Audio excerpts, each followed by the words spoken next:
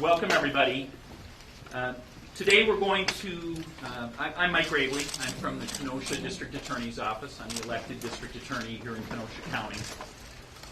Today we're going to talk in great detail about the events that happened here in Kenosha on August 23rd, 2020. It's very important to me that I insist that this conversation be a complicated conversation, that it be a real conversation, not a simplistic one, and that we talk accurately and thoroughly about the law and the facts of this case. I want to thank Noble Ray, who is the neutral, independent use of force expert in this case, found for this case by the Attorney General of the state of Wisconsin. I want to thank him for the report that he prepared in this case and the conclusions regarding use of force and police training that he has offered us.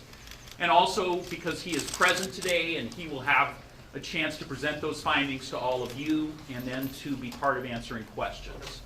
I expect us to conclude at 5 today, and again I expect my presentation and Chief Ray's to be lengthy, so I apologize in advance if there's not a lot of opportunity for questions.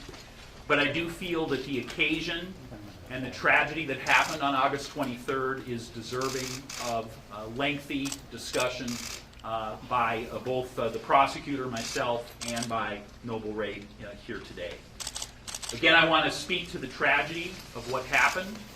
This was a tragedy first and foremost for Jacob Blake, who still suffers from grievous injuries. These are life-lasting injuries that he suffers from today. I had an opportunity to tell him what I was going to announce to all of you today in a phone call just a few minutes ago, and his update is that he is still on a daily basis suffering the injuries that he first suffered, of course, on August 23rd. This is a tragedy for those who love Jacob Blake. He is a father, a son, and a nephew, and I want to acknowledge and say that I really feel like the Blake family and Mr. Blake himself have tried to be real, truly positive forces in the community, asking the community to have peaceful but real dialogue about change that I think is necessary in this community, outlined by the issues exposed in this case. And so I thank them for their positive contributions, and certainly there is a tragedy here for them as well. I have thought several times and had a quick conversation with Mr. Blake today about his children who were in that vehicle. And I have thought, as I considered the evidence many times in these last few months, what the impact of his children that seeing those gunshots would be in their futures. And so I was able to briefly speak to him about that today as well. Clearly, this has been a tragedy for this community. We have seen, based on the results of what happened in the aftermath, that there are persons in this community or outside the community, people who come here, whatever guise that is, that are capable of expressing their anger in these moments by burning things down. The challenge now, and part of what I hope to begin in my conversation today, is rather than burning things down, can moments of tragedy like this be an opportunity to build things? Are there times and circumstances that are tragic where communities in their healing process can begin to make themselves a better community that allows for all points of views and allows for all the parties, even those who feel so disenfranchised, to have a voice? And then I don't want to leave out the officers whose entire careers, in fact their whole lives, have been judged by a few seconds that they conducted themselves on these shifts, and to their families, because there's a tragedy there.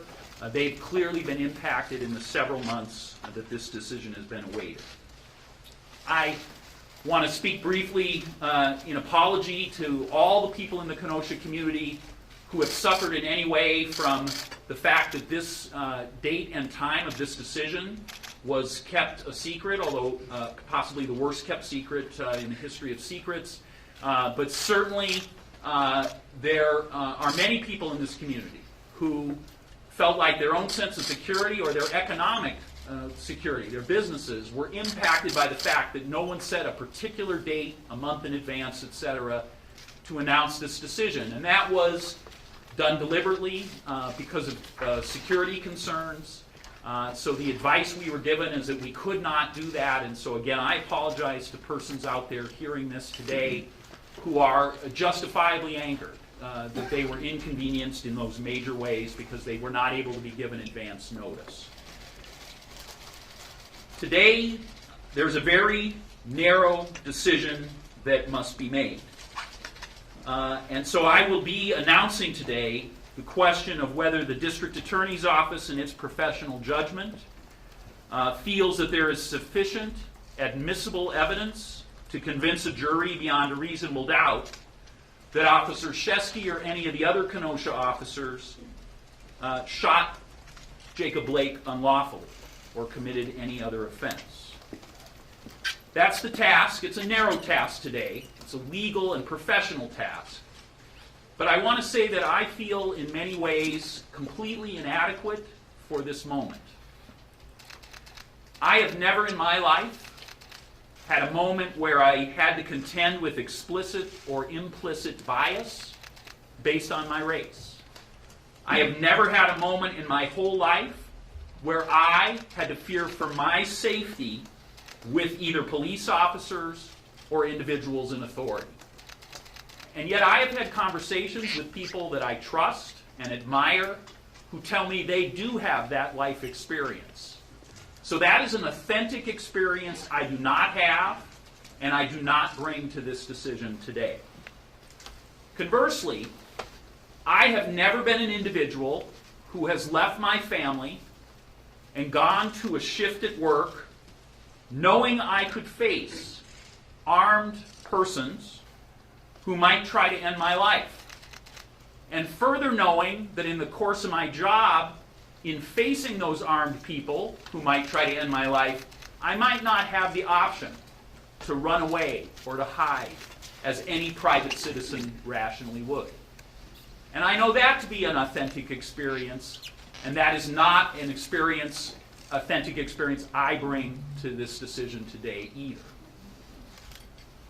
What I do bring to this decision is almost 3 decades as a prosecutor making charging decisions, which is what I'm being asked to do today. I have my entire professional life tried to keep this community safe. Tens of thousands of times I have looked at sets of facts and had to make a decision whether there were sufficient facts that fit the law that would allow the prosecutors, including myself, to be able to prove a case to a jury beyond a reasonable doubt. I have personally taken more than 250 cases to jury trial. So I think I can confidently say where I do have authentic experience and expertise is in an ability to talk to a community and to all of you about what evidence would be admissible in a jury trial if anyone was charged, and whether that evidence would be sufficient to get a conviction. I also have a complete and absolute commitment that that charging decision must be made independent of outside forces or the political winds that swirl about in this year and this era that we're in. It's an absolute commitment I have. And I hope that in these troubled times that our community, and maybe America, has perhaps rarely been in greater need of a neutral, professional person to referee these disputes in the criminal justice system. And so I provide that professional judgment, and I bring that to the evidence today. So, the first thing I'm going to do is talk about a statute in Wisconsin designed specifically for the investigative and charging process for fatal police shootings. Thankfully, Jacob Blake is alive, right? He is grievously injured, but he is not deceased. But this statute is still an excellent guide to allow us our best chance at an independent, investigative, and charging decision. So what is the statute? If it's our guidepost, where does it take us? The statute first requires an investigation by an independent agency. And in this case, the Department of Justice, the Division of Criminal Investigations, I'm going to call them DCI, got to the scene as soon as they could. They secured the scene, and they immediately began to be the investigative agency. Ultimately, that responsibility was shared with the FBI in some small amount when they needed additional persons. The statute requires that when that investigation is completed, in as timely, expeditious a manner as possible, it goes to the district attorney in the county where the shooting occurred. And of course, that is, in this case, Kenosha. And in this situation, an exhaustive investigation was done. There's more than 40 hours of squad video. There's hundreds of pages of electronic information. There are almost 200 separate law enforcement reports and almost 1,500 individual pages of police reports. So this was clearly a dramatically exhaustive investigation. And was it expeditious? They got it to Noble Ray, the independent use of force expert on this case, by, I believe, October 8th, 2020, and ultimately to the district attorney's office as well. Then the statute requires that the district attorney, the elected district attorney in that county, must determine if there's a basis to prosecute any of the involved law enforcement. And it is my decision now that I announce today before you that no Kenosha law enforcement officer in this case will be charged with any criminal offense based on the facts and the laws as I will describe them to you now. So it is our decision that no charge will be filed. I'm going to also tell you, just because I think it is important, that no charge will be filed against Jacob Blake in regards to this incident as well. For many of the same reasons, in terms of an overall discussion about this case, that is not something that the district attorney's office intends to pursue. Now, if the district attorney's office does not file charges, if that does not happen, then immediate transparency has to take place.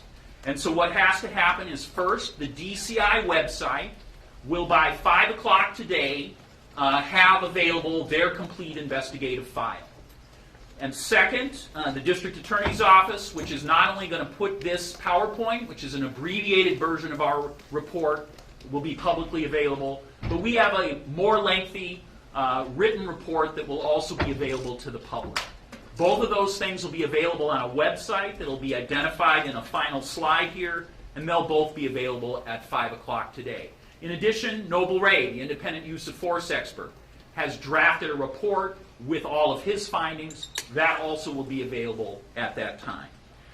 So now I intend to talk about what steps were taken specifically by the DA's office to prepare for this investigation, and then finally what our conclusions are about the law and the evidence in this case. As soon as I saw the video and shared the same emotional reactions that I think so many people in the public did in my first viewing of the circumstances of the video that certainly went viral immediately, I knew at that time that we needed to do the most independent charging decision and investigative process that could possibly be done. And at the very first moment I learned that, I called on the U.S. Attorney's Office to do a parallel civil rights investigation that would be a separate investigation and conclusion and findings from our own. Now, the U.S. Attorney's Office has civil rights specialists who prosecute and make charging decisions about officers and any misconduct. So they have specialists who do that. They work out of their Washington, D.C. office. They did agree that they would do an investigation. I know that is going on, and I invite you to contact that office to find out what their status is. I know they are attempting to get to a point where they're able to make charging decisions as well. Kenosha deserves a second legal opinion other than my own. I'm confident about the things I'm talking about today, but I believe that the healing process begins or is improved by an opportunity for members of the public to see other prosecuting agencies make decisions, even though their laws are somewhat and slightly different. The other thing I did, and I think this is an unprecedented thing in the state of Wisconsin, I don't think this has ever been done before. I asked the Wisconsin Attorney General to select for this particular case a use of force expert who I had nothing to do with hiring. So I asked them to find someone so that there would be a truly and completely independent expert on issues of police training and on issues of whether the use of force in this case was reasonable.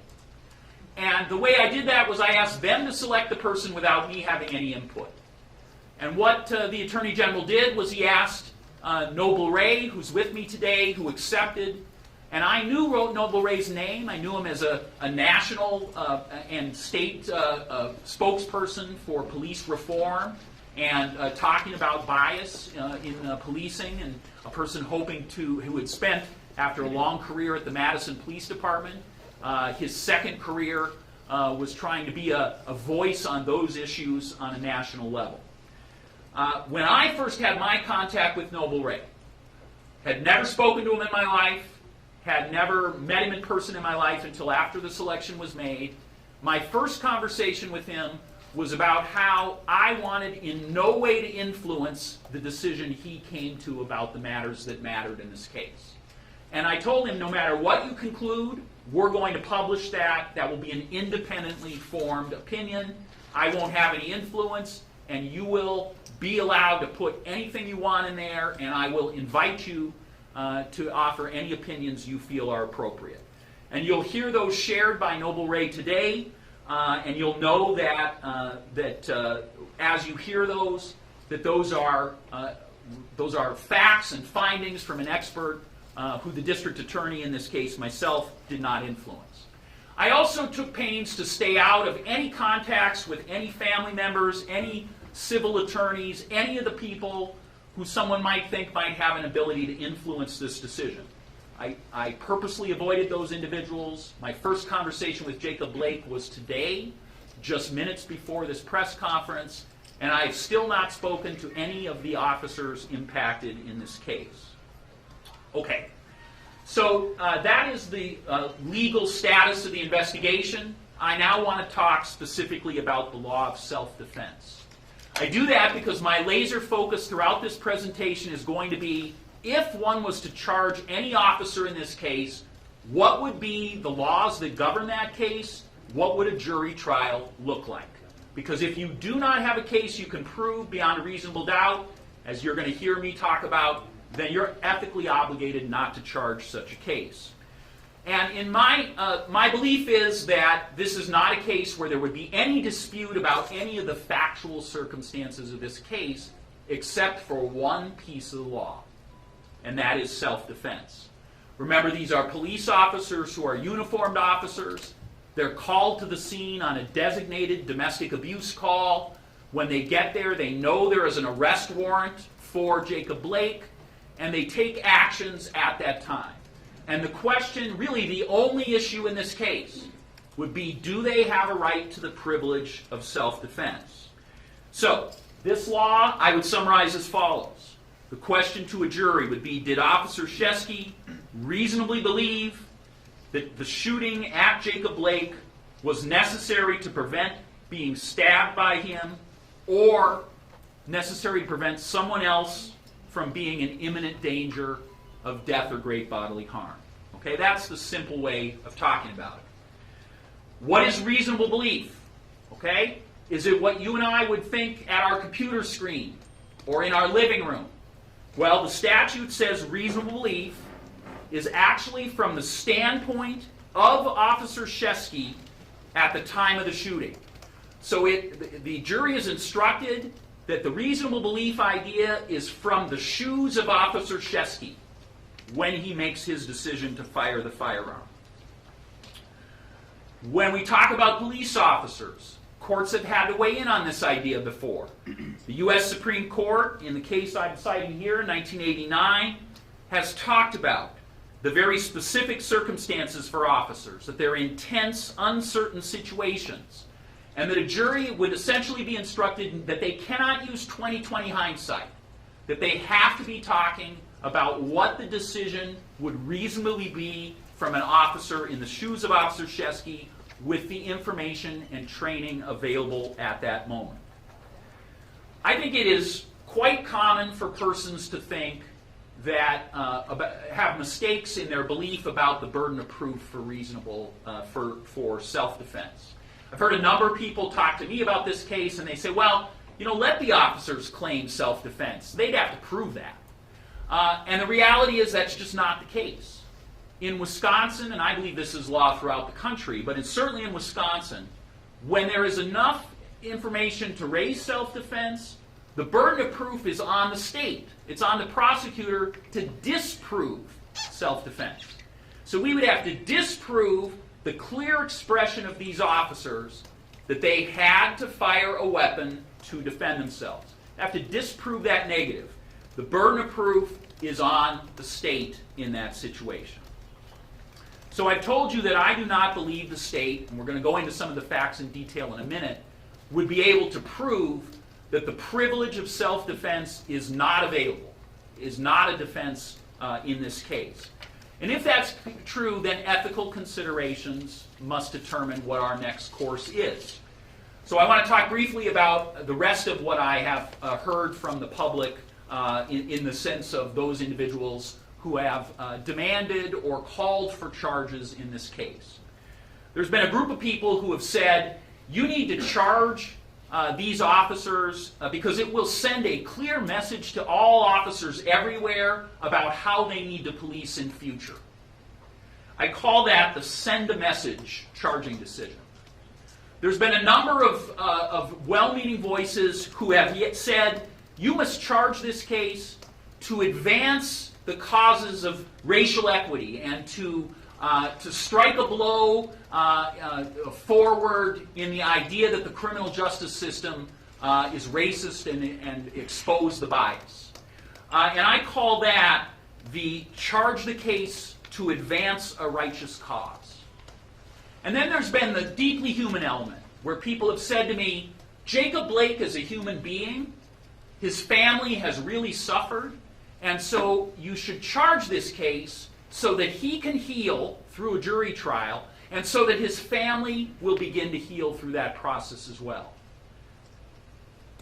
I just need to be clear, all three of those bases are not ethically appropriate or possible bases to charge a criminal case in Wisconsin if you do not believe you can defeat the privilege of self-defense beyond a reasonable doubt. There's a case, Thompson v. State.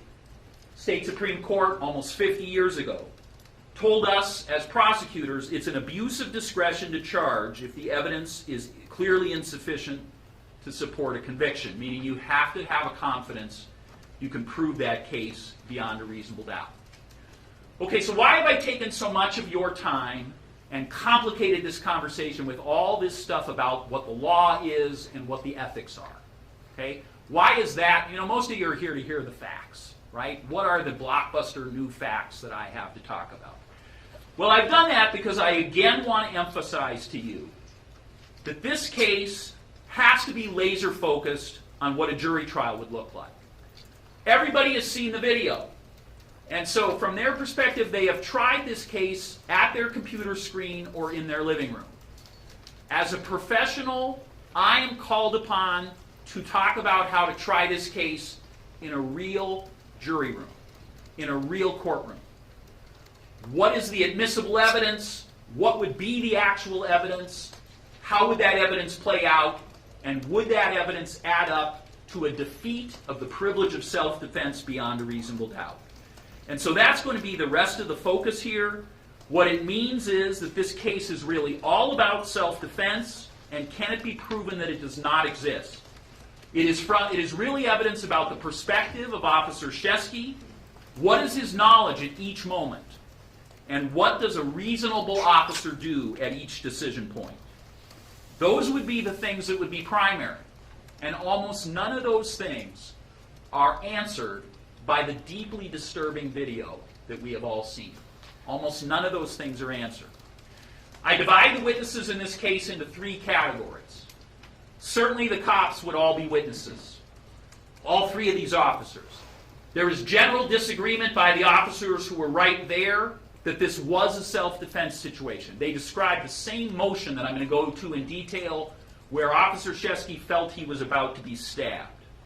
So it's crucial what they knew at every stage, how those officers perceived it, and then also crucial is there any other evidence that disproves, that shows that officers are lying about the things they offered to investigators. And by the way, the officers were completely cooperative in this investigation. Jacob Blake would certainly be another witness in this case. He also was completely cooperative in this investigation. And he, if you prosecuted this case, would be the key witness, right? He would be the star witness of any prosecution case if you even contemplate having a jury trial where you charge and convict Officer Shesky or any other officer.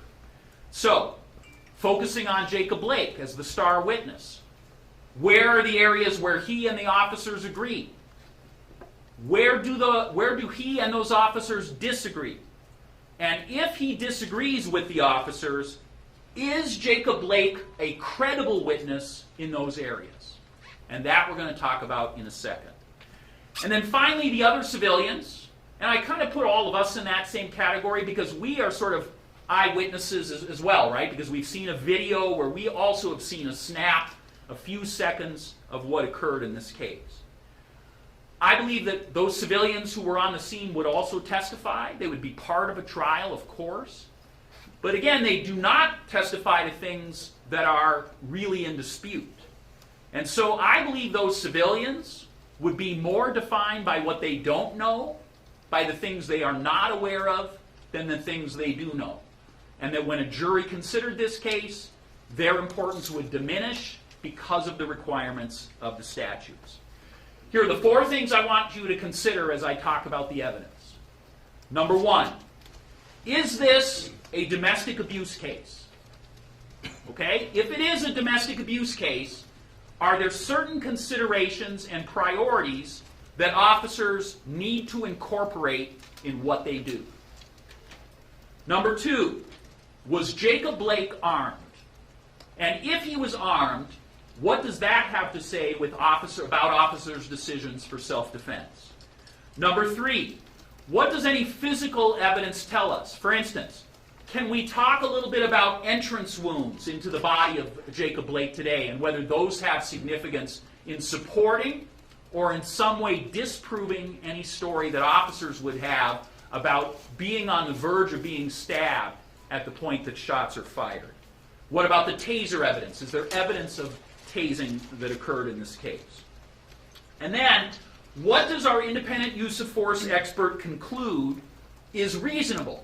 What does he say that a reasonable officer would do at each decision point? And I'm going to submit to you right now, when a jury heard and thought about this case, when they hear an independently appointed use of force expert with the long credibility and expertise of this expert that you have before you today, when they hear that he would be testifying that each decision by the officers in this case are reasonable by police officers, are appropriate and reasonable uses of force, that would be decisive to a jury in determining whether the privilege of self-defense could ever be defeated beyond a reasonable doubt. Okay, so with that I want to go through the evidence in some detail. First of all, what is the evidence about why police went to the scene? Well, we know on August 23rd they were called by LaQuisha Booker. LaQuisha Booker called the police. She reported that Jacob Blake would not give her back the keys to her rental vehicle, and she was afraid he was going to take that vehicle and crash it. She reported he had done that before. So now police know there's a vehicle in dispute. Jacob Blake already has the keys, and the concern is, will he crash that vehicle in an effort to leave? And so we're going to play that 911 call now, so you will hear that. That was what she reported. 23, 2020, 17, 10, 35. Fine, I'm willing to take care of the emergency. Yes, I need the officer to 2805 40 Street, Unit D. 280540 Street, letter D as in David. Yeah, better Diaz and David. Jacob Blake is here, and he has the keys to a rental that I purchased that I need to take back, and he's not trying to release it. And on top of that, he's not supposed to be here.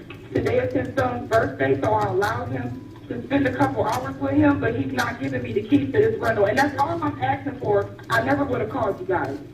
I promise you, I tried to keep from calling you guys. He's crashed numerous of my vehicles in the past, and I literally just bought one, like yesterday. And so just because he heard some false information, he's not willing to give me the keys to this car that doesn't even belong to me. Me and my sisters just saw him skirt off in it and turn around and come back. So I need you guys to come and I need you to see. Okay, what is your name? My name is LaQuisha Booker. Go ahead and tell the girls that. Go ahead and tell them that. And not put your shoes on. The police are on their way here. Yes, it is. Do not put your shoes on. This will go back and play. You didn't even want to go outside. Is Jacob there right now? Yes, and he's trying to kiss his kid so he can hurry up and leave. He was here just talking all types of crazy, and now he's walking off now. Now he's getting ready to leave. Well, let me get the license plate. Okay, and is he white, black, Hispanic?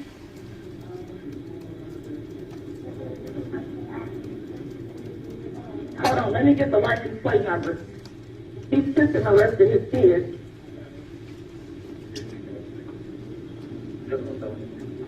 It's IVJ 935. I is in Ida, Z and Zebra, G as in John? No, IVJ 935. Good luck.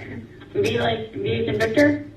Yeah, V as in Victor. Okay. And he's probably about to go crash it. He's pulling off right now. IVJ 935. What state is it out of? What the fuck up, bitch?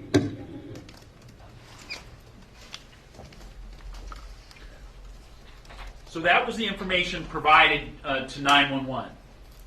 The key question then, as I said, the focus is what do officers know at every moment they make any substantive decisions in this case.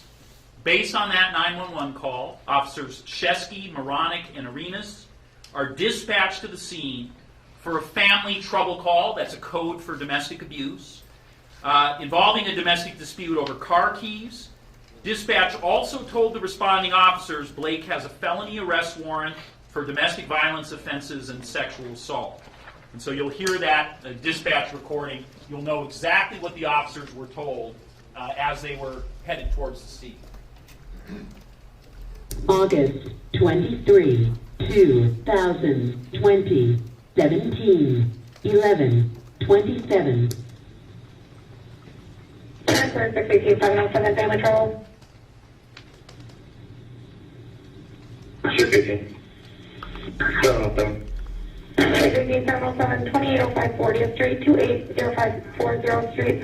Complainant says Jacob Blake isn't supposed to be there, and he took the complainant's keys and is refusing to give them back. Sure, 707. Transfer 618-707, just for 43. We have a alert at this address for 99 for that subject. 55. 707. This is what comes up on the squad computer. So what you're seeing now is a picture of what Officer Shesky, who's in the passenger seat. Officer Moronic is really a brand new officer. She's driving. Shesky's able to operate the squad computer as they proceed. And this is what is on there, including that warrant information. As you heard, they heard that that warrant is linked to the same address. Again, another sign to officers who do not have complete information available that this is the place where the sexual assault and domestic abuse occurred that Jacob Blake has a warrant for. That's the warrant. It's a felony warrant for his arrest. So, that's the evidence that they have as they proceed in the squad car. And you'll hear that in a moment that Officer Shesky operates the squad computer and gets a little more information about the warrant as they are driving to the scene.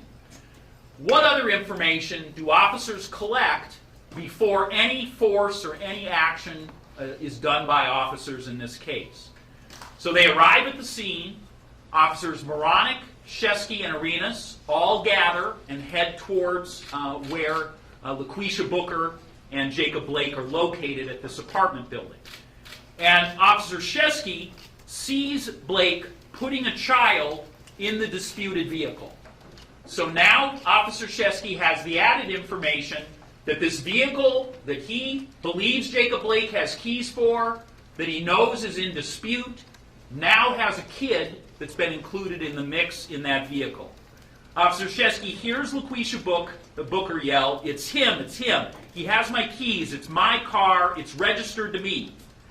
And Shesky indicates one of the few conversations he has with Jacob Blake, one of the very few words that are exchanged between them, is Blake declaring his intention. I'm taking the kid, and I'm taking the car. Officer Moronic hears something similar from LaQuisha Booker. And for anyone who would doubt that the officers are truthful about any of their reporting, certainly there is a civilian witness who also says she hears LaQuisha Booker yell to the police, here he is, he's trying to take my kids and take my car. So I'm going to suggest to you that the information you've heard so far is clearly, to any officer who hears it, a domestic abuse scenario that is there for them to reference and think about in terms of the considerations they must now make. And this slide really encapsulates all the reasons that I think this is a domestic abuse case, and clearly that's how it would be presented to a jury in thinking about what police officers are thinking about this case at the time. Now, I don't know if that's been out in the public. I don't know if any public take on the Jacob Blake shooting has been, oh well, wait a second, let's consider how officers have to think about domestic abuse. And so there may be persons out there in the public who would be deeply skeptical of that. They would say, you know what this sounds like so far is a guy who's trying to go somewhere with his kids and there's some argument over keys. That doesn't sound like domestic abuse to me. You haven't said anything about violence, for instance. And only for that reason do I believe this slide that's coming now about prior contacts between Jacob Blake and LaQuisha Booker on the issue of domestic abuse. It is only relevant for that purpose I just described. For anyone out there who says, you haven't in any way shown me that there's anything real about domestic abuse here, for those persons, I suggest to you that a pattern is very clear. Now let me be fair. Let me be absolutely fair here. No officer involved in this call knew about these contacts. So this is not something that would come up in a trial. Okay? This is not something that anyone out there in the public could consider to just say, well, that means what he's saying is Jacob Blake's a bad guy, therefore, this is a different case. All I'm suggesting to you is that because many of the pieces of controlling behavior in these cases are about Jacob Blake seizing the keys or the car of LaQuisha Booker, and that there are instances of violence in some of these other cases, and that this is a pattern of behavior that the police have been involved in many times, that this really is an actual domestic abuse scenario played out one more time, unfortunately, on August 23rd. Controlling behavior is Jacob Blake, evidently hearing news he doesn't want to hear, and so deciding, now I'm going to take the kids, now I'm going to take the car. And LaQuisha Booker, powerless in that situation, going to the only place she believes that she will be able to get support, and that is law enforcement, to try to stop that stuff from happening. Okay, so that's what these contacts are about. One of these contacts, the one that's the last one on the list, dated May 3rd, is the warrant case, is the case that is the warrant for his arrest. In that case, a LaQuisha Booker, a distraught LaQuisha Booker, reports to police that Jacob Blake invaded her home, sexually assaulted her in a place he wasn't supposed to be, domestic violence type scenario, and took her car in that incident.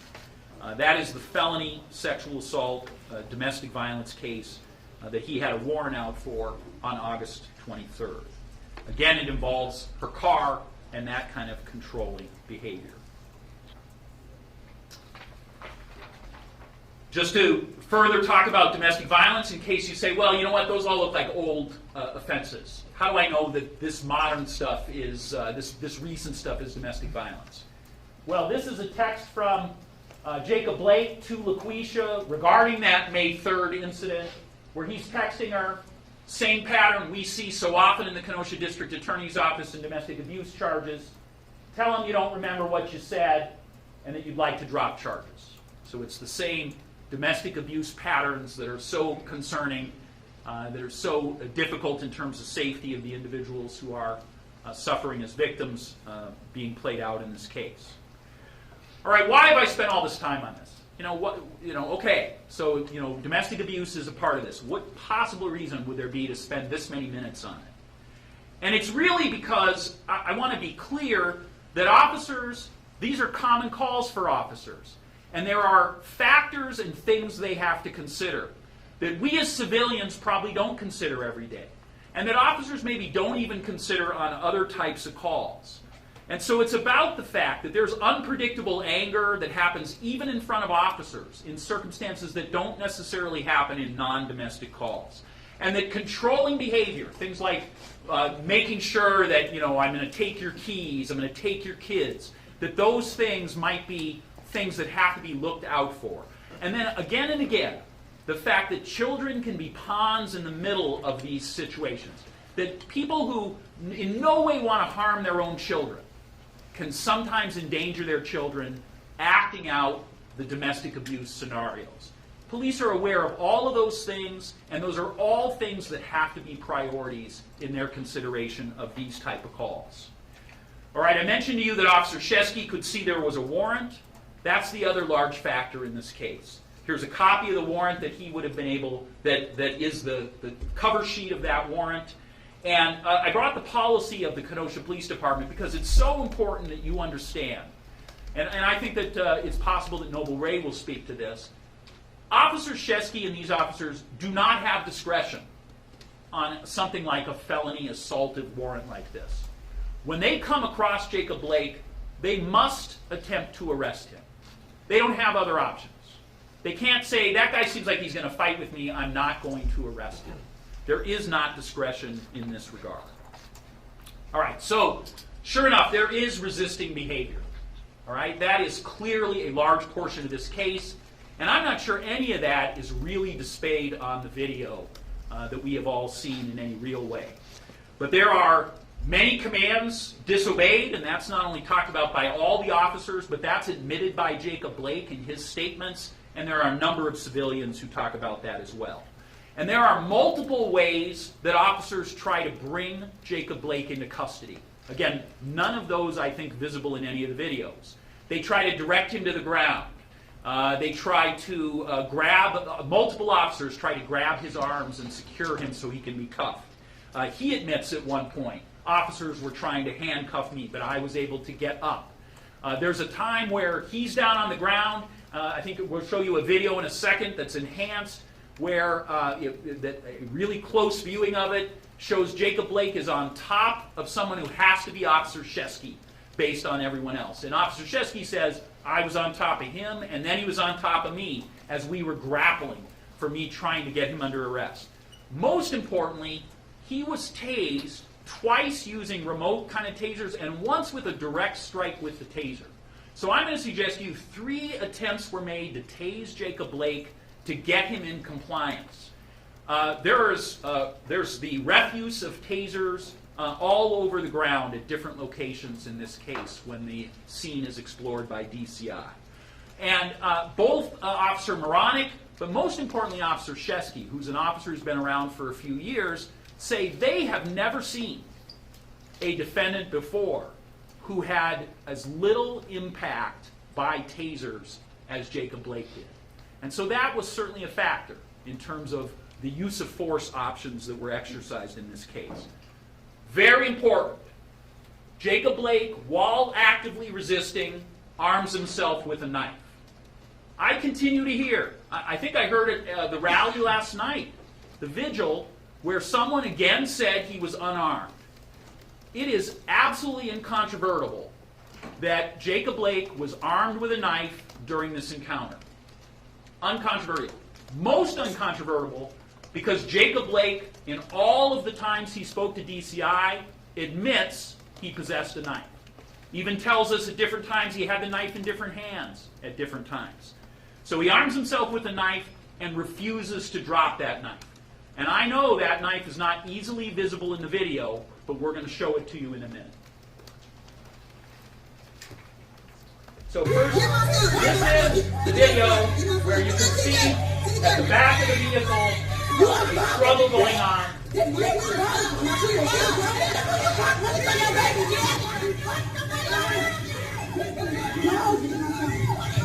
Mom, get back! Mom! Mom!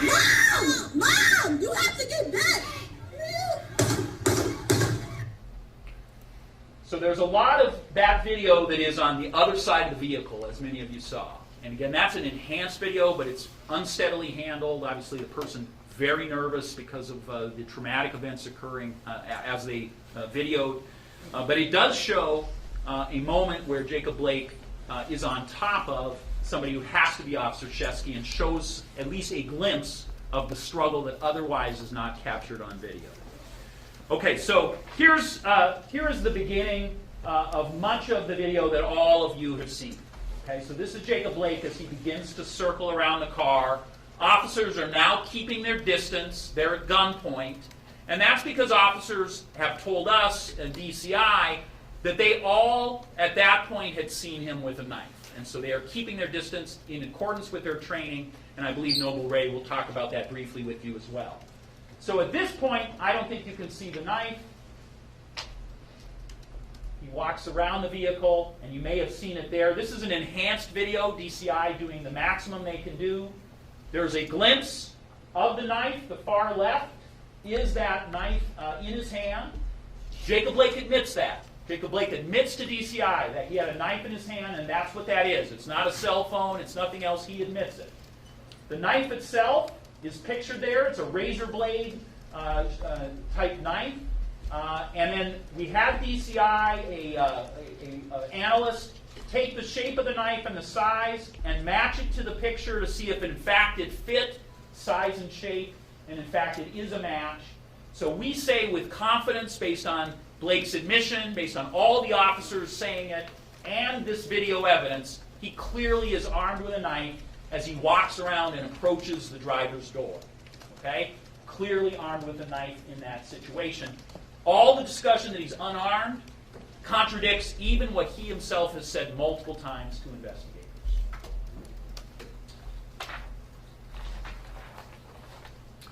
Officers also yell, and citizen witnesses hear this, drop the knife. Under what circumstance would they be so specific unless it was a knife that they saw? I'm going to have briefly listen to that enhanced audio.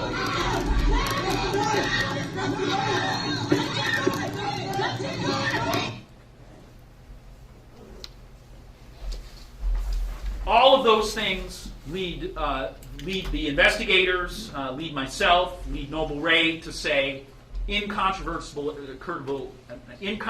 evidence, that he's armed with a knife in this situation. So what happens next? So Officer Shesky, again, confronted with the information we know so far, has additional decisions to make at the point we just left that video. Officer Shesky knows that an armed man with a felony warrant who has just forcefully resisted arrest appears to be about to flee in a vehicle that is a disputed vehicle, and there's at least one child in the back. Those are all facts that Officer Shesky has in the context of a domestic abuse case at the point he has to decide what to do next. And at that moment, Officer Shesky decides to re-engage. Up till now, officers have distanced themselves because a knife is possessed by Jacob Blake. So the question is, should an officer re-engage? Should he put himself back in harm's way by going and getting close again to an individual who is armed with a knife? Officer Shesky decides to do that. He grabs the T-shirt of Jacob Blake. Why does he do that? Well, he tells us that he did that because now the approach and entry is into the vehicle. Officer Shesky says and I'm quoting or trying my best to quote him, "I don't know what he's going to do. Is he going to hurt the child? Is he going to take off in the vehicle? Are we going to be in a vehicle pursuit with a kid in the car? Will he hold the child hostage?" All of these things are things he is considering. They're running through his mind when he puts himself in harm's way and grabs the T-shirt of Jacob Blake. At that same time, and let me just say, first of all, a use of force expert Noble Ray finds that decision to re-engage based on the factors that Shesky cited in my quote. Use of force expert Noble Ray has made the finding that was a reasonable decision to re-engage at that time. Obviously, risking at that point that there'd be further confrontation and the potential for harm. So, this is the moment in this picture you're going to see now. This is the moment where Officer Shesky decides, I've got to re-engage. At this same time, Jacob Blake tells investigators, I have switched the knife, which was in my left hand, and I have moved it to my right hand, because he opens the door with his left hand. So now we know the knife has moved to his right hand, per what he says to DCI, and also the fact that this door is opened with the left hand. This is the moment where Officer Shesky makes a decision, I can't let him get in that car without being back in harm's way.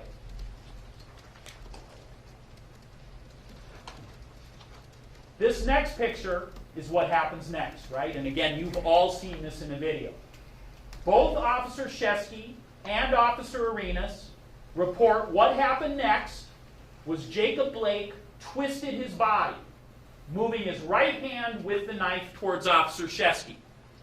So and they demonstrate this, so they say what he does is he takes, again the knife is now in his right hand, and he goes under his left and makes this kind of movement. So he switches his torso back towards Officer Shesky. Both officers say that occurred. So Officer Shesky is the one who's got the T-shirt. Obviously, he's in a perfect position to observe that. Officer Arenas is looking through the car window. He's also in a perfect position to observe that. Okay? Both of them say that's what happened. Unfortunately, when we view the video, Officer Arenas and that car door are in our way and don't allow us to see what happens to the rest of the body of Jacob Blake in this case. So I'd submit to you, here's where the video fails us, because it doesn't provide us any information or ability to take a look at whether that twist of the torso occurs. What we do know is that there are two civilian witnesses who also say they see a movement that I think any defense attorney for these officers would certainly argue is consistent with what the officers see. Okay? Why is this important? Because then this is not just officers saying this has occurred. This is other civilians on the scene who, based on their vantage point, are also able to add this perspective. A witness, DC, who indicates he has socialized before with Jacob Blake. He has unfriendly relations with Jacob Blake. Says he saw Jacob Blake trying to get in the car. He saw Jacob Blake ignoring officers' commands. And ultimately, he saw Jacob Blake, what he says is twist his torso toward the officer from right to left, and then he heard the shots. He describes that twisting of the torso motion as sudden and rapid. And he's down the street, again at a vantage point that is less obscure than our video in terms of the doorway or the officer. There's also a witness right across the street. A.H., she says she sees Jacob Blake walking very fast around the street side of the car. He opens the car door. The police officer was behind him, and the police officer pulled at Jacob Blake's shirt. She says Jacob Blake then turned slightly, and the police officer started shooting. There's a picture here where we have an arrow to where she's located. Remember, this shooting occurs over on the driver's side of this vehicle, so I suggest to you her vantage point is a very good one.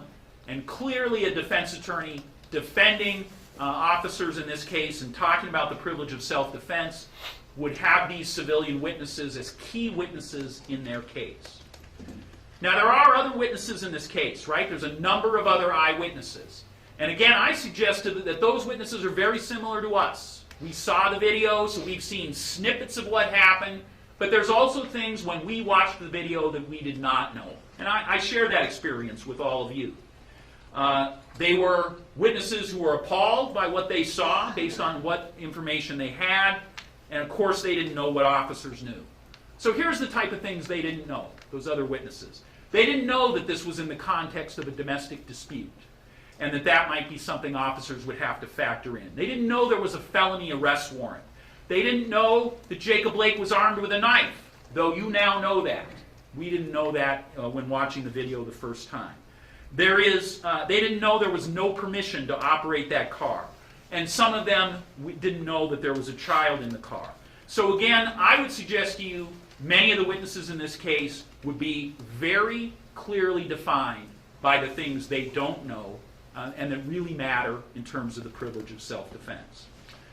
So I showed you what the motion was that the officers described, right? That move with the with that right hand in a stabbing motion with the knife. By the way, the picture of the knife that was in the center picture in that slide was the picture taken from the driver's side floorboard, and that knife, as you saw, was open at the blade, right? So that's an open-bladed knife that was found exactly at this scene on the floorboard of that vehicle. All right. So I've described to you that both officers described this motion. From my perspective, another valuable piece of information in terms of whether the defense or privilege of self-defense is available is that Officer Arenas offers to DCI that from his vantage point that I showed you right at the car window, he also felt that it was necessary to fire to be able to save Officer Shesky from being stabbed. He offers to DCI, didn't have to do this, but does say, I would have fired my gun as well had I had an ability, an open shot, because of exactly what I saw, thinking that Officer Shesky was a couple of feet away from being stabbed in that situation. Now, a couple things matter to me. Officer Shesky says, we were all aware that Jacob Blake was armed with that knife. We separated away from him. Officer Shesky says, I never felt it was appropriate to shoot my firearm just because he displayed that weapon. Officer Shesky does not say, I felt it was appropriate to shoot my firearm because he was about to flee in a vehicle. He doesn't say any of those things. He says the first time I felt it was appropriate to fire my firearm is the only time Jacob Blake showed any offensive intent. And that's when he made that motion where he was bringing his hand over towards me to stab me with the firearm. Officer Shesky shoots Jacob Blake 7 times. Okay, now this has been thoroughly discussed. That's a fact that's certainly known to the media. What the media may not know, and again, I've heard the narrative many, many times over the last few months where people say Jacob Blake was shot in the back 7 times. What we did was we went to Brian Peterson, who was the medical examiner in Milwaukee. So DCI went to him. They had him look at the medical reports and the x-rays. Quite appropriately, the ER doctors in this case were not prioritizing where entry wounds or exit wounds were because they were trying to patch up and do the fabulous job of saving Jacob Blake's life, right? So we asked an expert to come in who usually looks at cases, obviously, when people are deceased, right, a medical examiner. And we asked him to weigh in. And the opinion he has offered is that 4 of the wounds are to Jacob Blake's back, but 3 wounds are to Jacob Blake's left side. 3 of the entrance wounds are to Jacob Blake's left side. Okay, so again, Officer Shesky fired 7 times. It is absolutely appropriate for the public and any of us to consider, well, is that 7 shots excessive? Is that too many shots? And here's where Noble Ray again offers his expertise. He went into some detail in his report, and I believe we'll talk a little bit today about why 7 shots would happen and why that is within what he would consider a reasonable range of shots. Most importantly, Officer Shesky says, I continued to fire until Jacob Blake dropped the knife, because I am trained to fire until the threat stops. So here's what happens, according to the officers. What happens is that Jacob Blake makes this motion, okay? He's fired on, and we know that Jacob Blake ultimately ends up seated in the driver's seat of the vehicle. We also know that his right hand has the knife and that it is dropped on the driver's side floorboard. So if you think about the defense in this case, if you think about how they will talk about this case, right? Are the physical evidence based on entry wounds consistent with what the officers say? Well, if you go to stab someone, the portion of your body that is exposed is the left side. That's what is facing an officer, Officer Shesky, who is firing the shots. We'll show you a diagram of where those shots are located on the body. This is, again, the best estimate. Here is Brian Peterson, the doctor, offering that opinion. So you can see those primary entrance wounds are right under that armpit, okay, on the side. 3 of them there. So if the natural reaction of anyone being shot at is after that occurs, you're turning away from the shots, then it would be at least a rational argument by the defense to say that is why there are also shots to the back, right? Because they've moved back. And we know his body comes back to facing the officer in the back because he becomes seated there. Now, we have no way of determining which of those 7 shots come when. So we don't know the order, right? I'm suggesting to you simply that there is a rational, logical scenario that anyone defending this case for these officers would be able to use this physical evidence I'm describing to be able to persuasively tell a jury this is consistent with what these officers have told you about what occurred. Okay? And you will hear Officer Shesky said, I stopped firing when there was no longer a threat. You'll hear also that Officer Shesky had 10 more bullets in his gun at the point DCI comes across him. So clearly he has not fired to empty all the chambers of his weapon. He stopped volitionally firing that weapon. He indicates why or when he did that. I want to mention one other moment that mattered to me. I don't know if it will to you, but I just thought it has to do with the tremendous difficulties and challenging of modern policing in the era that we're thinking about today. Officer Shesky says that after he finished shooting, that Jacob Blake came to a seated situation. He put his weapon away, immediately tried to determine whether any other weapons were a threat, and then he pulled out Jacob Blake and immediately began life-saving measures on him. And that's also reported by the videographer in this case, who says, as a civilian witness, those officers took him out immediately and began to help him. And here's a moment that I thought mattered because it talks about all the things that we are demanding and expect of officers. Because this is seconds after Jacob Blake, according to Officer Shesky, is moving a weapon to try to stab him, and after Officer Shesky has fired his weapon at Jacob Blake. Shesky says Blake kept saying on the ground, I'm going to die. And Shesky kept saying to him, you're going to be okay, as they waited for the ambulance. Here's the officer and man who were just in kind of mortal conflict, right? And now the officer's role is to be the consoler, to be the person who tries to get him through those grievous injuries. That is the varied, complex conversation that we need to have about law enforcement in America today. Because Officer Shesky seamlessly wore both of those hats at the moment in this incident. Without delay, without pause, he wore both of the hats that we absolutely would want him to wear in that situation. A protector of a domestic abuse situation, and then ultimately a protector and consoler to Jacob Blake. Okay, I mentioned Jacob Blake would be a star witness. Okay? Absolutely necessary witness if anyone was to say that Officer Shesky was going to be charged with criminal behavior. You would absolutely need to put Jacob Blake on the stand, no doubt about it. And so the question would be, are there a lot of things he agrees with the officers on? And there is.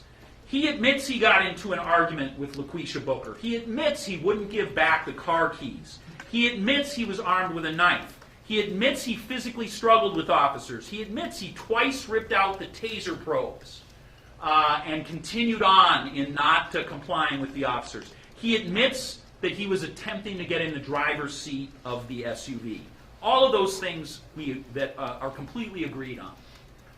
It is the areas where officers and Jacob Blake disagree, which would severely compromise any ability to prosecute Officer Shesky. Officer Shesky says this guy had a warrant. All the things he was doing are consistent with arresting in a warrant. We're trying to resisting a warrant. He doesn't want to go to jail. And so I tried to tase him. I did everything I could. I could not get him under control in that situation. Jacob Blake tells DCI, I didn't know why these officers were coming across me. I thought these officers were just trying to beat me. I thought they were harassing me.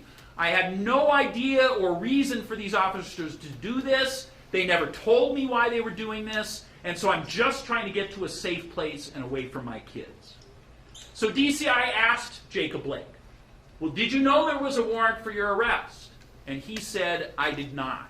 I did not know there was a warrant for my arrest. Here's a key point where we can determine credibility. If Jacob Blake is wrong, if he is lying here, he's not going to be credible in any of the rest of what he talks about in this case. And it goes right to his motive, right? Because if he knows he has a warrant, that explains why he won't allow officers to take him into custody, why he won't do any of the things that we would expect. Like in front of your kids, maybe you would just comply. But now we would know if, in fact, he knew he had a warrant. So here's what we know. In his phone on July 14th, we have a text from him to LaQuisha Booker. This is Jacob Blake mentioning that he has an arrest warrant. This is that May 3rd arrest warrant. Now it's July 14th, and he is talking to her in text, talking about his arrest warrant. He has no warrant for anything else. So that is about this case. Even more important is also in his phone are two searches for the exact case that this warrant case is. They're dated August 7th and August 9th. So on his phone are internet searches, and what this website does, Circuit Court Access, is it tells you whether you have a warrant. One of the things, the major thing it does, if you haven't appeared, which he hadn't done, was it tells you if there's a warrant. So remember I showed you the text where he is trying to convince LaQuisha to say I don't remember and drop charges. Here he is, checking to see if that's occurring. This is just a couple weeks before the shooting. He knows, based on these searches, that there is a warrant for his arrest. Another key question in this case, for this star witness Jacob Blake, at a jury trial, would be what is his intention with this knife? Now this is a huge controversy. Jacob Blake says, I had a knife. I don't remember if it was open or not. I don't think it was open. We know it was open. We found it that way. You've seen the picture. But more importantly, he says, I had no intention in any way of doing anything towards an officer with this knife. I never lunged at an officer. I never twisted my body towards an officer with this knife. The knife had no impact where I was trying to do something with an officer. And so there is a quote from him to DCI. He says to DCI, why would I pull a knife on a cop? What am I, a knife thrower? I ain't going to pull no knife on no damn cop. That's just stupid. Okay? Here's why this is important. Because when he says to DCI, I would never be that guy. I'm not the guy who would ever pull a knife on a cop. Now he is exposed to cross-examination. Remember, if he's going to take the stand, the defense attorneys are going to cross-examine him. And the problem is there's a 2010 case, Cook County Sheriff's Department case, which will be subject to withering cross-examination on Jacob Blake having made that statement I just described. So here's what would happen. He would be asked on cross-examination, so you say you're an individual who would never pull a knife on an officer. Is that true? Well, isn't there a prior occasion in 2010 where you also resisted officers when they tried to command? And isn't it true that in that case you also reached into your waistband with your left hand and pulled out a knife? By the way, that's what the officers say occurred in our case as well. Left hand got the knife out of the waistband. And isn't it true that in that case in 2010, you produced a knife where the blade was open? Remember, in our case, a knife is produced with the blade open. And isn't it true that officers jumped back, they yelled knife, and they drew weapons, and even after those officers in 2010 drew those weapons, you slashed at an officer's chest? And then he'd be asked under cross-examination, isn't it true, even after officers pointed weapons at you, you proceeded towards them, saying, come on and shoot me, still swirling that knife around in a threatening manner? And isn't it finally true that you refused repeated commands to drop the knife and were tased multiple times before they took you into custody? Okay? A lot of similarities to our case. Again, it in no way would be able to demonstrate to you folks that he acted in conformity. This is 10 years ago. But he would be subject to absolutely devastating cross-examination that a jury would hear about an incident where he did display a knife, and if he denied any of those things, he would be shown the police reports. If I was cross-examining him, I would present him with the police reports and say, please read this. Are you saying the officer is lying when he reports each of those details?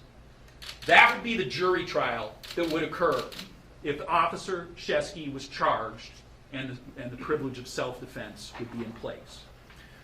Okay, so I've told you about two ways that I think Jacob Blake would be devastated as a witness in a jury trial. And I do that from a professional place. I want to briefly talk about LaQuisha Booker. I've mentioned her by name today, despite the fact that she's an domestic abuse victim in my perception of this case. I do that because after a very initial contact on August 23rd, where she confirmed many of the details of this case, she has been completely unavailable to DCI to try to do any follow-up discussion. So here's a witness who's present directly for almost all of what happened. She's the person who originally made the call to police, and she has not made herself available to DCI. And so really, as a prosecutor, I'm only able to go with the evidence that is available to me, and she has not been available. She also was not available to the special prosecutor on that warrant case. So Walworth County took that case as a special prosecutor. They could not find her. They could not serve her. And so when they resolved their case, they made a record saying, we're not able to find her. A week after, or right after Thanksgiving, we were very close to being at a point where we were going to issue a decision in this case. And DCI received a tip that has some factual discussion or circumstances as to why LaQuisha Booker may not have been available either to DCI or to Walworth law enforcement. And at that time, those things began to be investigated by DCI. So we wanted to give DCI an opportunity to see if that investigation could be completed. It's still a pending investigation. I'm not going to answer any other questions other than that we have no specific concern that she's unsafe. But I'm indicating to you there is an investigation going on about that. Again, I'm going to refuse to answer any additional questions regarding that. But from my perspective, that's both important because it did delay this case, and also important because it is consistent with the difficulties that a domestic abuse case brings, and she's a witness who any prosecution of an officer would certainly expect to bring. Okay, with that, I want to say finally that Noble Ray is here. I'm going to introduce him in a moment. And I'm just going to ask you to consider finally that ultimately in a self-defense case, what would happen is that the question would happen is what would a reasonable officer do at each of the decision points here? And that's why this neutral, independent use of force expert was so important. And so Noble Ray was employed in this case. Again, I don't think it's ever been done that way before, but he comes with extraordinary qualifications. He has some opinions to offer, and when he's finished, I'm going to briefly conclude. Thank you very much.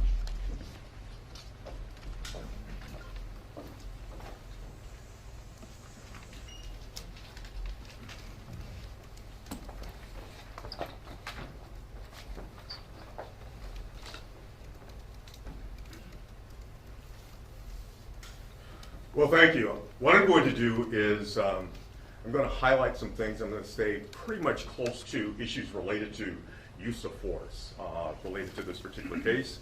I'm going to be brief because I think the DA has covered most of the points, most of the salient points with this particular case.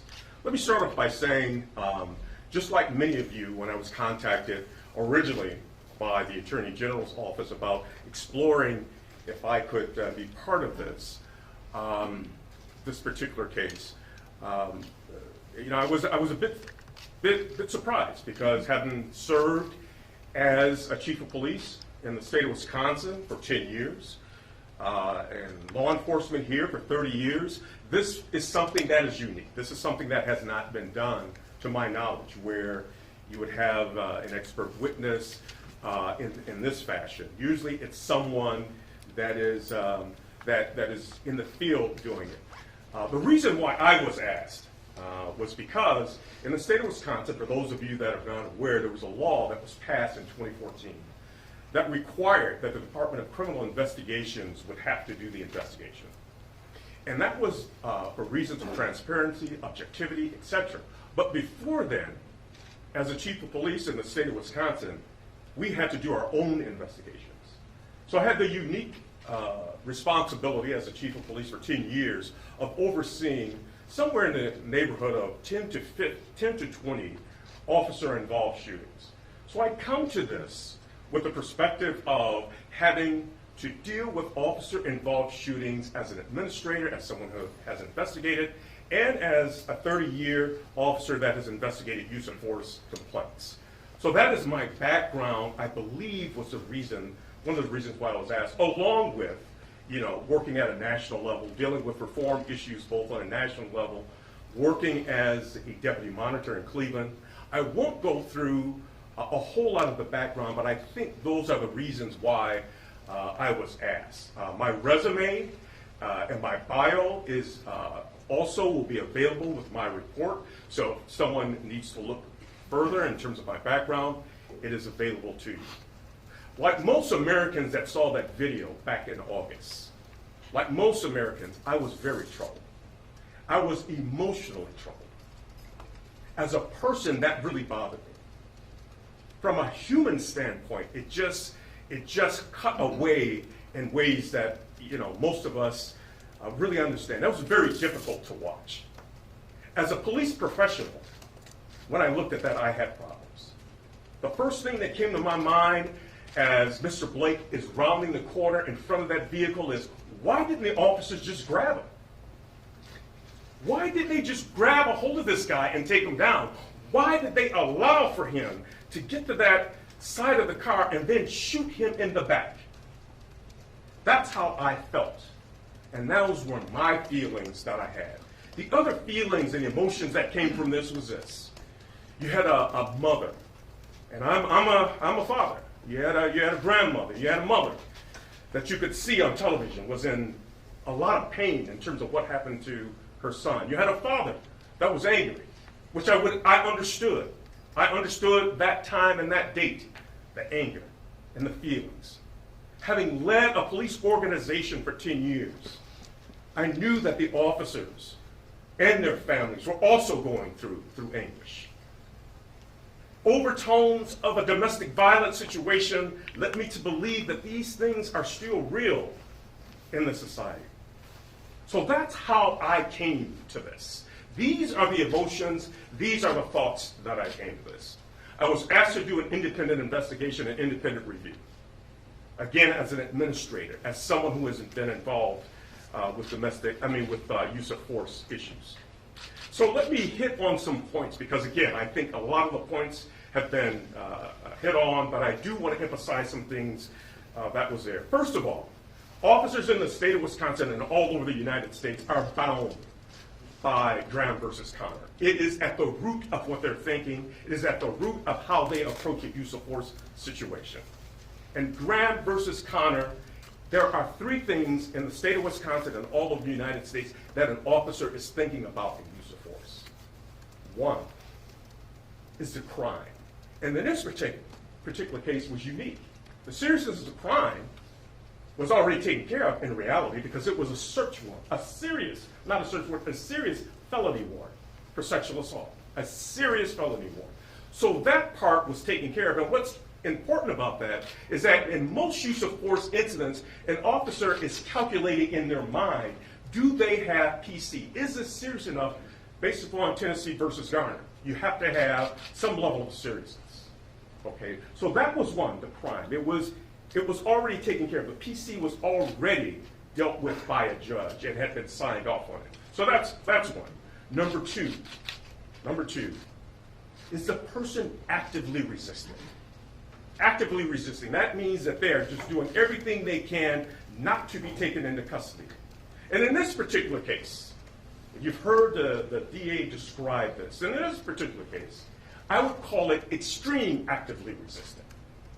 There were 4 areas in which in which the encounter with the officers took place. And I will describe these 4 areas. Because what most people in America saw was the last part. They saw the part where the struggle is taking place and the officers back away, and then Mr. Blake goes around the corner. But there was something that happened before then that I want to describe. What happened before then is Officer Shishki and the other officers responded, and they knew they immediately were going to make an arrest. That's the nature of an arrest warrant. Officer Shishki approaches Mr. Blake. They have a brief dialogue. According to Officer Shishki, he believes that Blake is going to try and run. So he immediately reaches out during this very brief conversation, and tries to take Blake into custody. And it is at that point that it is on. The active resisting starts to take place. Officer Shishki is not able, and the other officers are not able to take him into custody. This takes place on the back right part of the SUV, of the vehicle. And at that time, Blake has a knife. He's not displaying it, but he has a knife. He has it on him. And that part, people, again, it's not clear. He has it when this encounter first starts. During that portion where they're at the back right quarter panel of the vehicle and they're struggling with Blake, as what was described, he is tased at that time. And let me just take just one step back.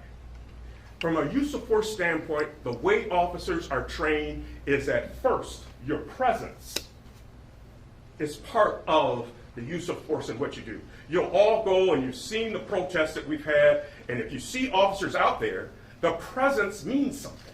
That means that a person knows that when they see an officer, there's certain things that they should be reticent about and understand what's going on. So presence. Then 2, dialogue. They tried to dialogue.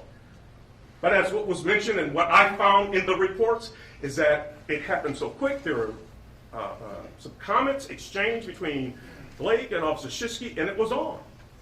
So presence and dialogue, those are 2 different things. I mean, those are 2 key parts of use of force. Then the third part of this is that they were physically, with open hands, trying to take him into custody. And this went on and on and on.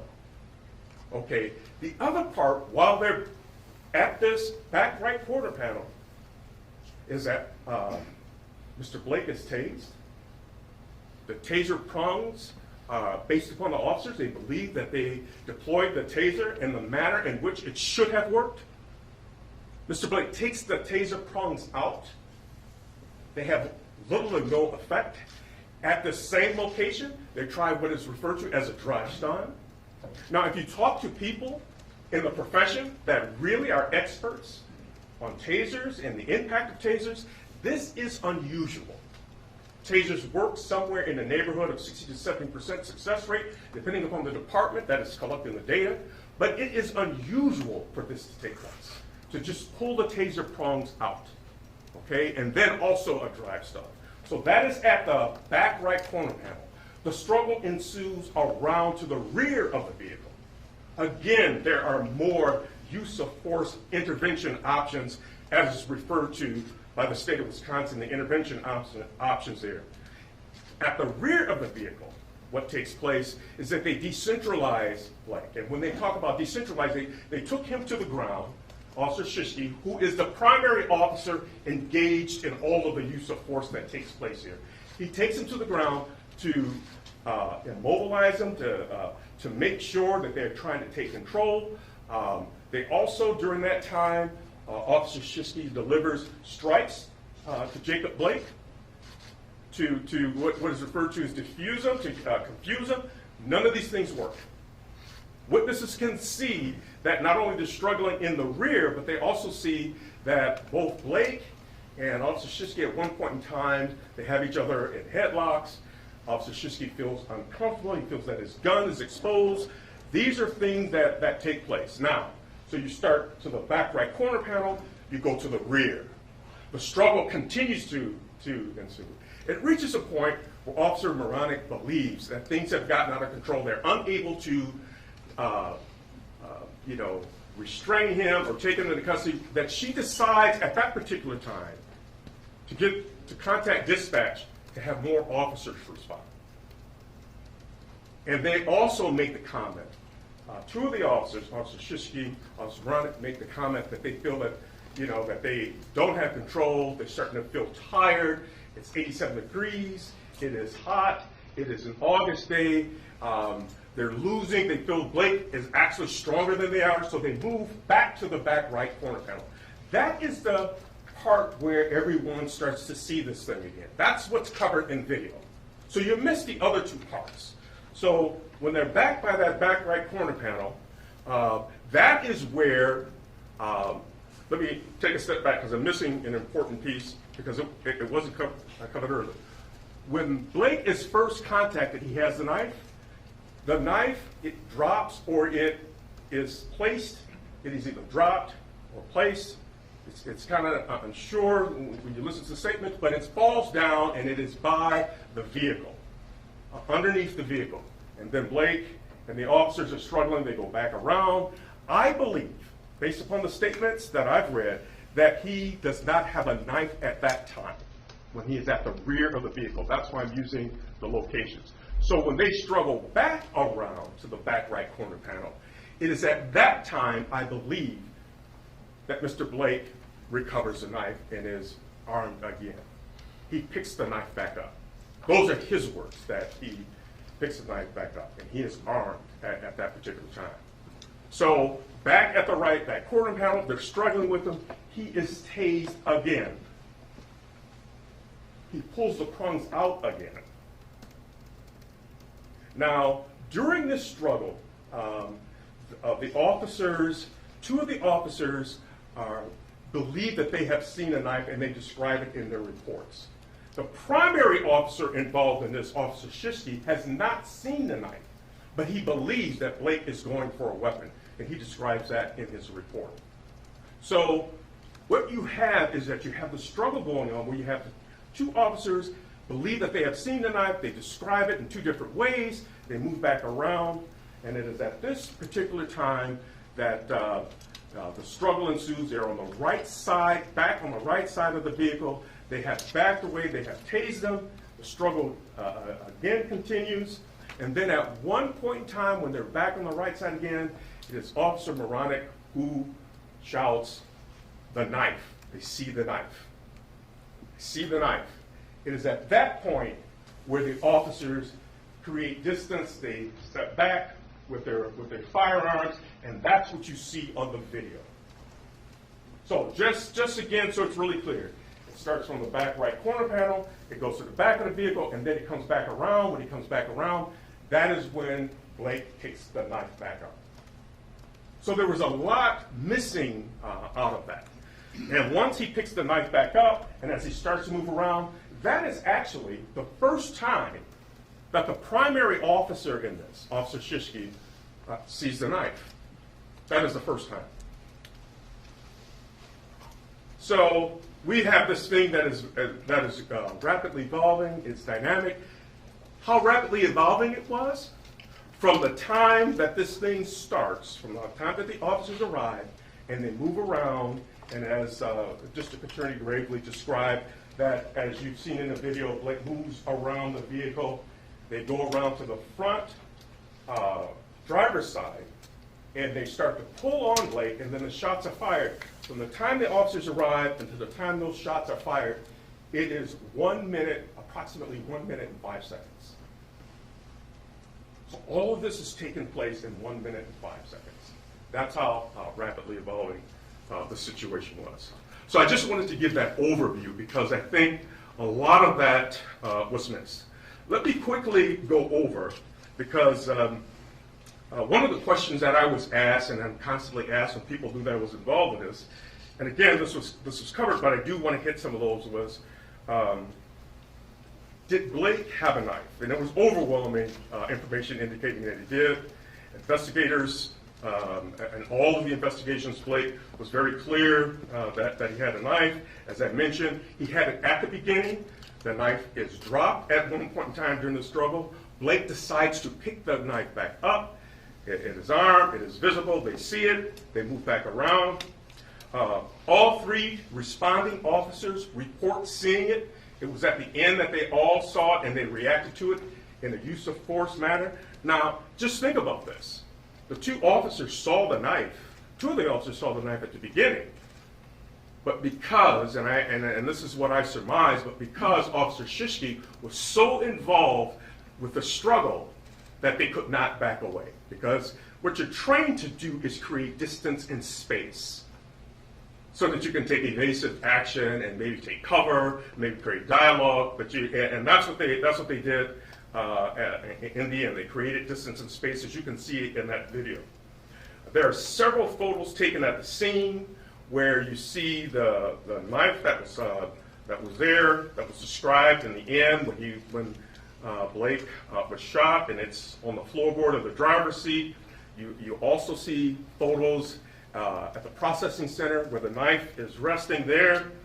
Other ways that you know that there was a knife there, the cell phone video shows Blake in possession of the knife, which I was really surprised to see that. When I saw that, that enhanced video. On the cell phone video, officers are giving verbal commands. This was interesting to me. The officers are giving verbal commands to drop the knife, but again, none of the witnesses saw that. Even the witness that took the video, the cell phone video, did not see that. But you can actually hear the officer saying, "Drop the knife." A number of witnesses heard officers shouting that, even though it was not on the cell phone. Maybe it was on the cell phone video, but they heard witnesses shouting that. And witnesses, and quick summary, have different perspective, varying accounts of what happened. That's not unusual. And in this particular case, and the reason why I described the SUV in this, because many times the witnesses were instructed by certain portions of this encounter. Some saw what took place in the rear, some saw what took place on the side, some saw what took place during the actual discharge of the firearm. Keeping in mind that this was a struggle, and a struggle with police officers. It was a very active, resisting struggle, which creates stress. And when stress occurs, witnesses and police officers will see things in terms of what happens with stress. Things like you get tunnel vision, things like auditory, exclusion, memory distortion. All of those things take place. You focus in on the gun, you may miss other things. That is not uncommon. Besides the officers that were yelling. As you heard in the video, citizens were yelling. Some actually saw Officer Shishki make initial contact. They heard the exchange. Some heard, some actually saw the tasing and the responsibility. I mean, how that the response of that. So there were a whole host of things that the witnesses saw, and it varied in accounts. And my point here is that when this is public, sometimes we think that there's a conflict, but it depends upon your perspective. It depends upon your location, your distance, your proximity to what's going on. And then there are all those things that happen in terms of tunnel vision, attentional bias. Do you focus in on something? Do you miss other things?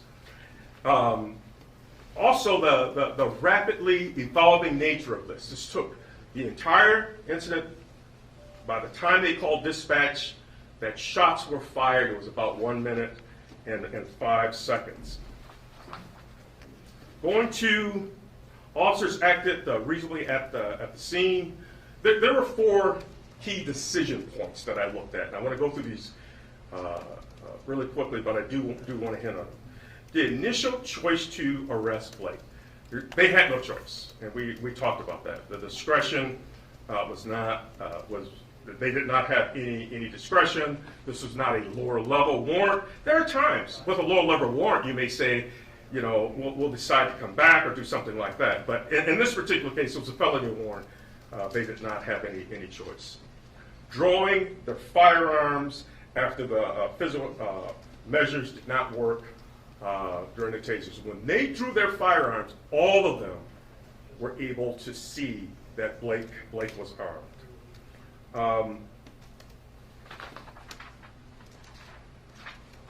The choice to re-engage and to grab Mr. Blake before he got into the vehicle. The DA talked about this, what Officer Shishki was thinking. He was thinking, I had a person with a warrant who had actively resisted. There's a child in the vehicle. Will this person leave? Will they flee? Now, from a policing standpoint, someone may ask, well, why didn't they grab him earlier when they're walking around the vehicle? Well, based upon training, you do not grab someone that is armed with a knife. Their procedure is to step back, as I've mentioned, and to create distance and to give verbal commands, which they did during this. But if you notice, as soon as Blake got to the vehicle, Mr. Blake got to the vehicle, the officer grabbed him. In the officer's mind, and the way I interpreted the reports, in the officer's mind, you cannot leave. You cannot leave with that child in the vehicle. Now someone will say, well, it was his child. Keep in mind the officer didn't know that was his child, but it doesn't matter. Because any officer worth their salt, they're not going to let someone leave under these circumstances. Not leave. You could have a pursuit. This is the stuff that Amber Alerts are made of. You've got the undertones of a domestic. There are reports upon reports and incidents upon incidents where you have a domestic situation where children become victims. In the city where I was a police chief, one of our quadruple homicides had the undertones of an incident like this, where there were 2 children that were killed and 2 adults that were killed in this.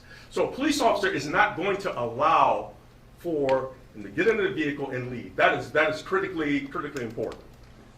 And then the last decision point, which is this idea that the police officer is in close proximity. He is holding on to him. And these are the 3 factors that you would consider under those. And I outlined this in my report. And they are this. 1, was the person armed? Did they have the instrumentality to put someone in imminent danger, themselves or someone else? And the answer to that was yes. Blake had a knife. He had the instrumentality. Number 2, was the opportunity there? Yes, they were close proximity. They were right there. They were no less than 2 feet away. So the opportunity was there. And these are the things that officers are trained on. So you had a weapon, you had opportunity, And then the question of intent. Intent is one of those things that either someone can say or they can demonstrate by their actions. The fact that Blake turned his body in that regard was and thrust the knife forward, that was an example of intent. So the decision point to shoot was based upon those reasons. So let me go to, again, for sake of time, let me move to the decision to shoot 7 shots. And this is probably the question that I have been asked the most. Why 7 shots? Now, first, officers in the state of Wisconsin are trained to shoot until the threat has stopped. That forms basis. So what you have is a situation where Officer Shishki is standing there, Officer Arenas is standing there, and the Mr. Blake thrusts the knife forward. Officer Shishki decides to shoot, and he's going to shoot till the threat stops. According to Officer Shishki, he did not stop shooting until Blake dropped the knife.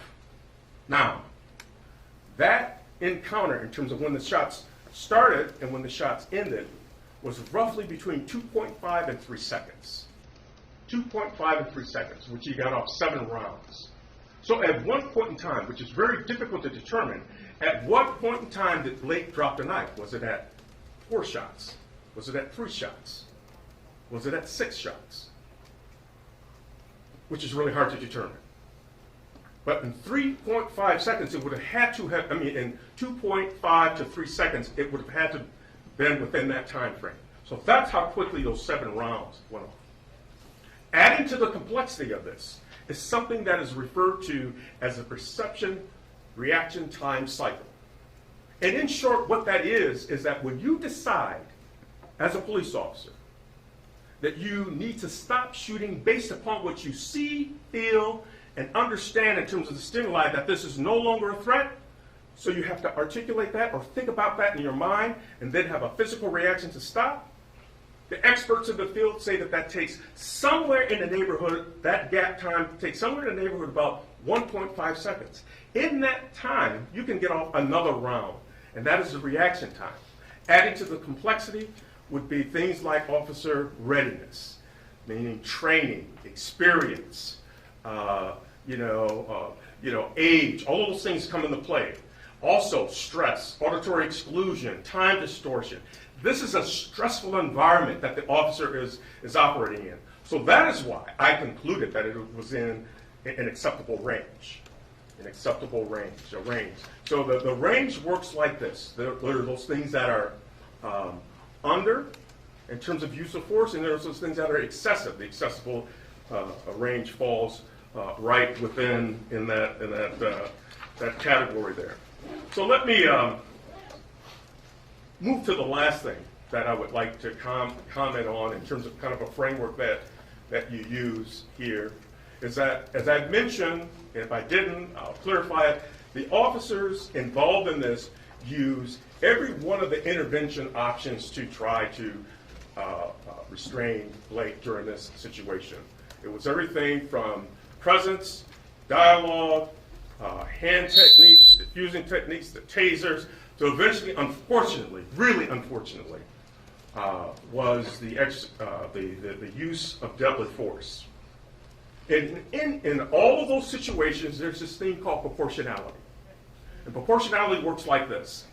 1, did they use the proper option for that particular situation? Did they use the taser when it was called for? Did they use dialogue when it was called for? Did they use hand techniques? It needs to match this certain set of situations that the officer is involved with.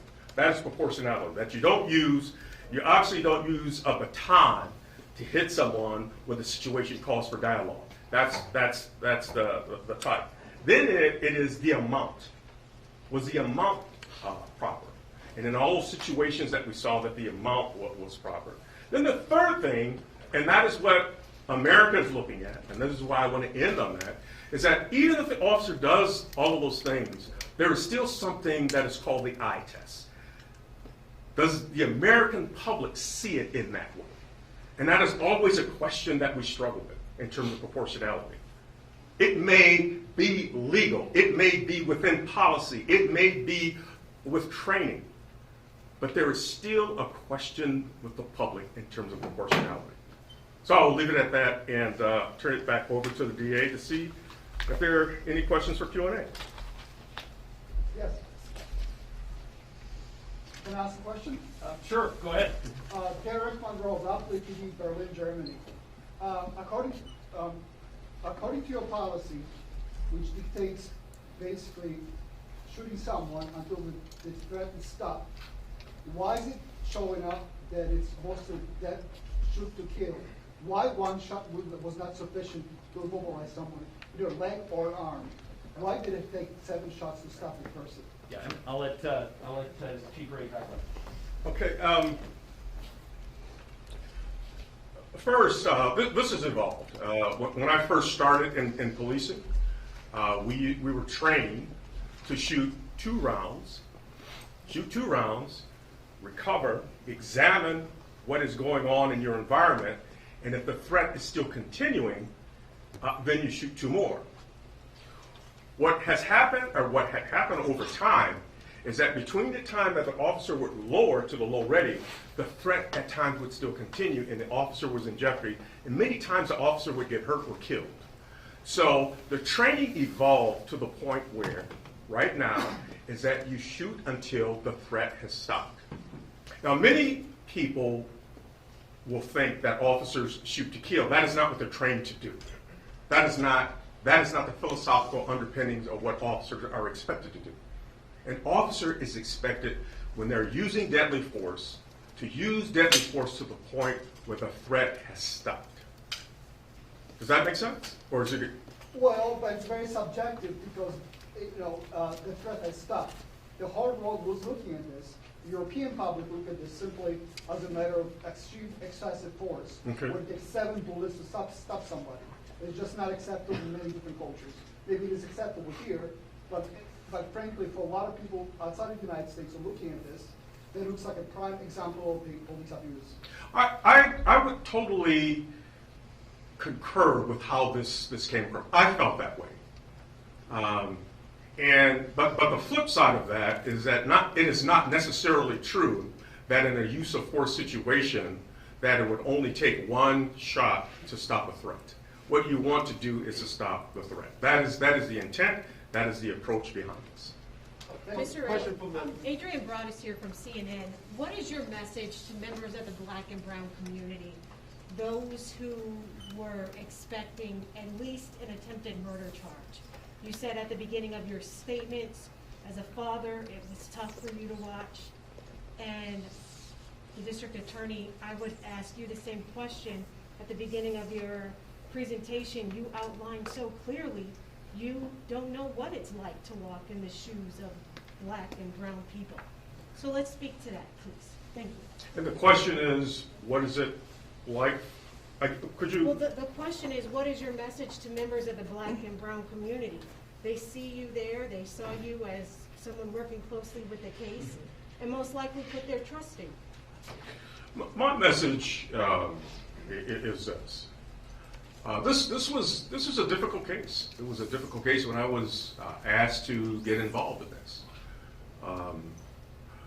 It was hard for me to get involved in this for a variety of reasons. One, because of my work and my profession. One, because being born and raised in the state of Wisconsin, living here and dealing with many of the issues that Black and brown people deal with. Dealing with this on a national level, going into cities like San Francisco, Memphis, when all of these high-profile, Cleveland, when all these high-profile incidents have come up. I would like once to be able to provide some perspective in one of these incidents to say that this works. The criminal justice system works. It works for you. It works for everyone. But our ultimate obligation is truth. My ultimate obligation in looking at this was to look at the facts. and to determine those facts and to share the facts. The reason why I got involved in this is that I wanted to be an outside person that looked at this. And there were decisions that were made by a number of people. We focus on the decisions that were made by the officers, which we should. They are the guardians of democracy. They were the ones there that should take the lead and do the right thing. They're trained. But there are also decisions that are made by people that are involved in this. There are decisions by the person that called. There were decisions by Mr. Blake. And some of these decisions place us in jeopardy. I listened to Mr. Blake during those audio conversations. I felt bad as a father, a man with so much promise, and this happened to him. Seems like a bright man. I looked at the eyes of those eyes of the child that sat in the back seat of that car and wondered how that was going to impact that child and wondered what the future was going to be.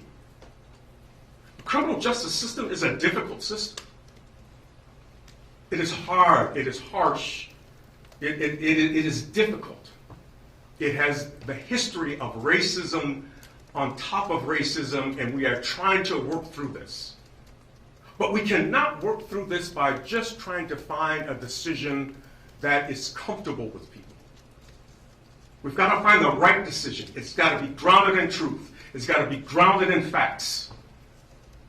That's the obligation that I was given when they told me to look at this. 30 years that I have struggled with this. It has been a stressful endeavor to be involved in policing for 37 years and to be an African American male. And I feel it in the worst way. That's why this is so difficult, but I was not going to step back from it. What is the employment status of the 3 officers involved? Are all of them still with? Yeah, we don't have neither of us have anything to do with that.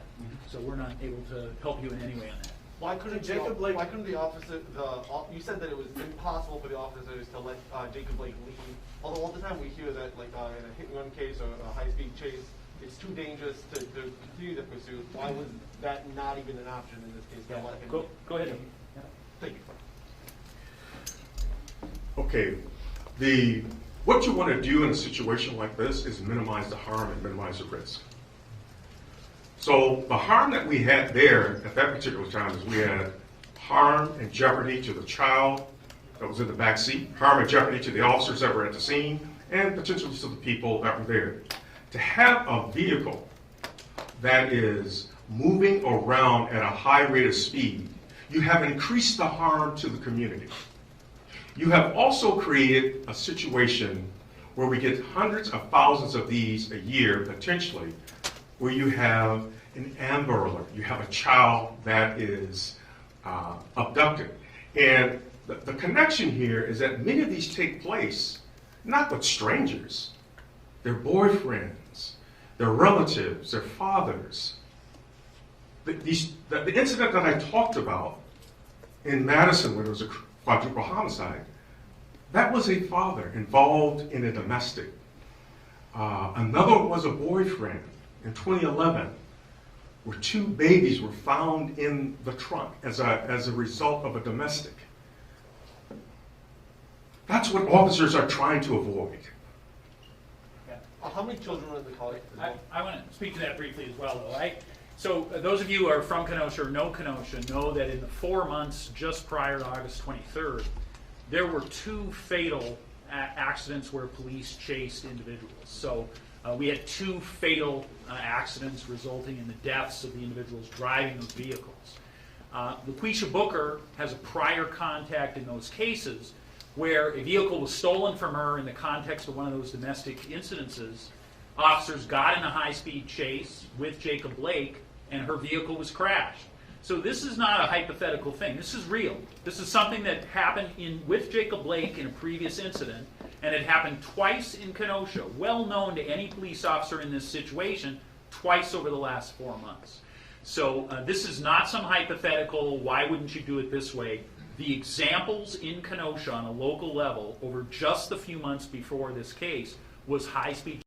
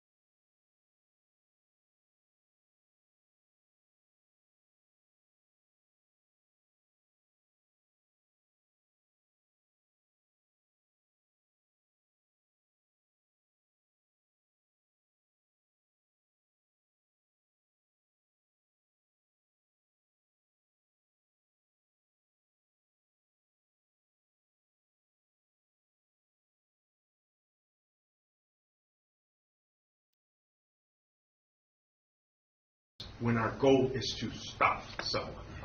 Mr. Gregory, how much more helpful would body cameras been in this case, given you were using two witness videos from far distance and you had to zoom in on certain aspects of this? So that'll be the last question, and I thank you for the question. So when I talked about how we now need to build, that's really the priority now, is to figure out how this tragedy can be something to build, and that is a must. You know, this is a case where both the use of force expert and myself would have been dramatically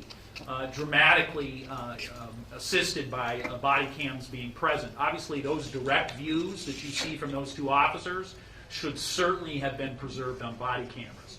This is the third largest police department in the state, right? The Kenosha Police Department in terms of sworn officers. And what will come of this, I believe, and certainly I think that it is absolutely appropriate for the community to insist, is body cameras in a position where an incident like this will not happen again without it being fully recorded and everyone being fully accountable. Should all law enforcement in Kenosha County have them? Every law enforcement officer in Kenosha County should have body cameras, and many of us have been saying that for years, and that's absolutely appropriate. Thank you. Will this How presentation many be children available? were in the car? Can you say that, please? Thank you, guys. DA, will this presentation be available? Yes, so there is going to be a final slide. Did you put that up? Which will have both the availability of our written report and the presentation in full, and that will show you the link to that, right? Okay. So that'll be up in just a second, and you'll have an opportunity to do that. And I'm sorry, we have security that's only for a limited basis, so I apologize. Can you just say how many children were in the car? Was it just the one? I believe there were 3 children in the car. And they're all Jacobs? 2 for we believe that all 3 were his. Certainly. Thank you so much. Yes.